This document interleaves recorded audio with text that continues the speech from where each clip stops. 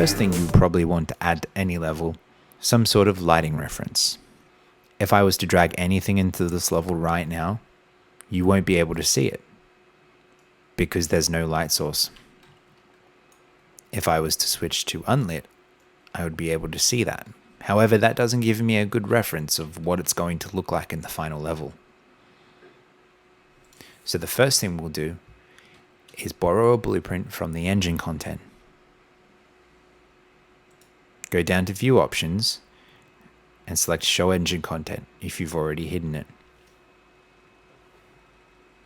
Selecting the engine content, typing BP_. You can see here, this is a Skysphere. The BP here stands for blueprint, and we will likely copy the same naming structure for our own blueprints. Drag and drop this blueprint into the world. Now you'll notice that we're immediately greeted with a wonderful sky. However, it seems to be stuck at early morning or afternoon. To change this, move over to the left-hand side of the screen and click Lights. If you remember earlier, I mentioned that the light that was being used in the original level was a directional light. Click on this directional light and drag and drop it into the level. Now you can see that my blueprint Skysphere has disappeared from the level. It's technically still there, but it doesn't have anything I can tangibly click on except the sky itself. If at any point you lose an asset in your level, being that it's transparent or it's a long way away, you can click on it directly using the details pane on the right. In this case, if you've lost your blueprint Skysphere, click on Blueprint Skysphere, and then we're going to move down to the details panel down below. As I mentioned before, this is a blueprint created by Epic Games. Here, they've added a category asking for a directional light actor. Click the drop-down menu, click on directional light, and our sky is back to midday, or morning. One thing I personally like to do is move my assets that I'm not going to be using very much out of the way. The player will neither be able to see nor use any of these assets. Clicking on an asset and holding Control and clicking on the next one will select both assets. Any details they have in common that can be edited together will then be displayed in the details panel. I'm going to move my directional light and blueprint Skysphere to 0 on the X coordinate, 0 on the Y coordinate, and 10,000 on the Z coordinate. For those of you unfamiliar with XYZ coordinates, X would be forward and backward, Y would be left and right, and Z would be up and down. Which direction each one goes depends on whether it is a positive or a negative value. For instance, if I look up here, I can see that those assets have been moved up. However, if I wanted to move them to 10,000 below, all I need to do is put a minus symbol in there. And now they're 10,000 below us. The unit of measurement here is centimeters. So now this is 10,000 centimeters below. Removing the minus symbol will take us to 10,000 centimeters above. Now that we have a lighting reference, the next step should be to get a ground reference. If we hit play now, and we had a character in the level, our character would have nothing to stand on. As you saw in the previous level, that level was using static meshes. However, static meshes are fixed in place. If we wanted to create our own ground surface at a customized height and width and depth, we would use a geometry brush. Head over to the left and click on geometry. You may remember in the first video I said that we'd be using this tab mostly from the left. Click on a box and drag it into the level. To ensure that we're centered, we're going to change its coordinates to 0 on the x-axis, 0 on the y-axis, and 0 on the z-axis. That is the exact center of our map.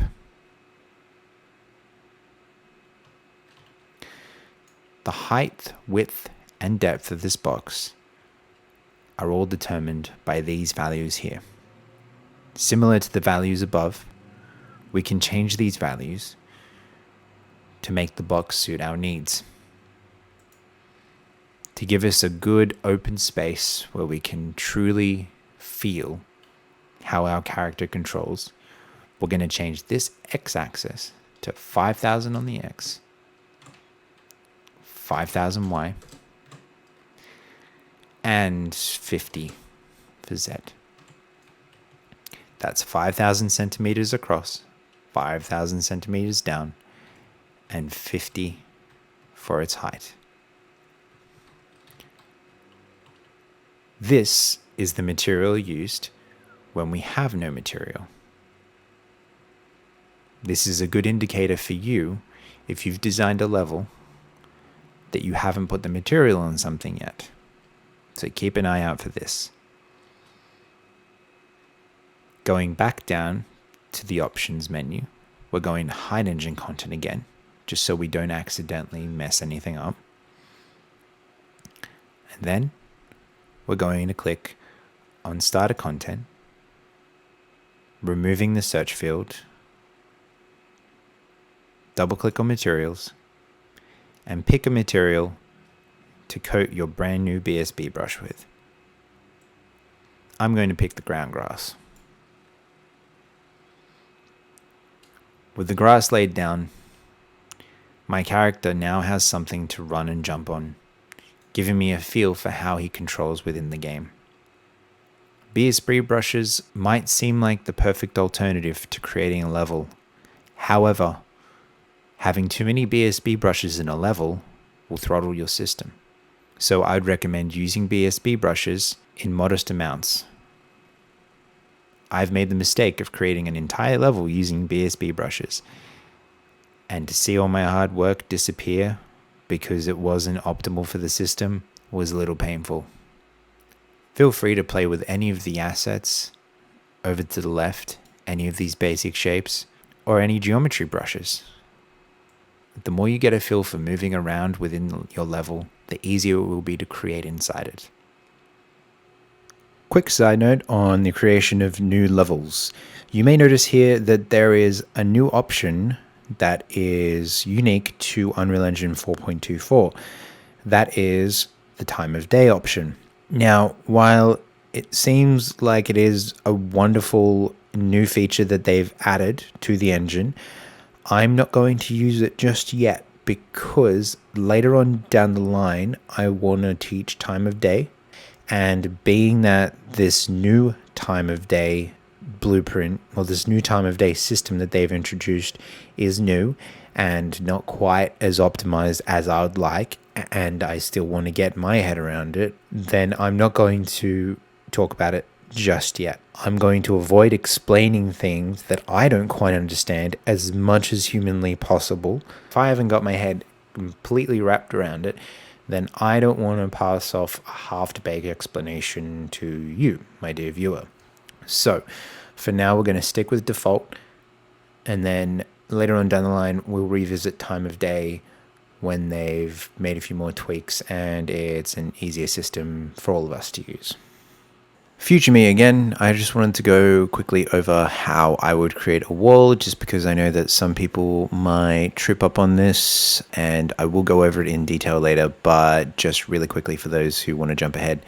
Some of you may be tempted to drag in a box brush and make that box brush as long as you want, 5,000 on the x-axis.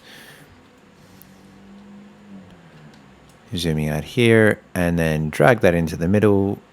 Our snaps are horrible there, so we will just turn that on 0, 2500, 100. So there's your first piece of wall, and you might be like, yeah, that's great, that's awesome, wonderful. Now I'm just going to copy this one. By the way, if you hold Alt and drag, you can copy a piece of wall. and you might be tempted to hit rotate instead and then drag your wall over. Now, I would advise against that, because although it seems harmless now, later on down the line, you're going to be dealing with finer details, thinking that you're actually editing the x-axis when you're editing the y, and you don't want to make that mistake. Here's how I would do it. If you have two parallel walls, that's great. They can sit across from each other, but when it comes time to create walls that go down a different direction, I would strongly advise that you go and change the parameters of the box first. So 200 on the X and 5000 on the Y. Drag that over 100, and there we go. Because now, if I needed to edit this wall for any reason, the x-axis of the wall lines up perfectly with the x-axis of the level. And although it might not seem very important right now, it's going to be important in the future. Now, I haven't gotten to this part in any of the future videos yet. As you can see, we've got a little box there. So I'm just going to delete these walls just to save any confusion, and we'll go in detail in the future. But yes, just be careful when creating your box brushes, because you don't want to overcomplicate things by taking shortcuts.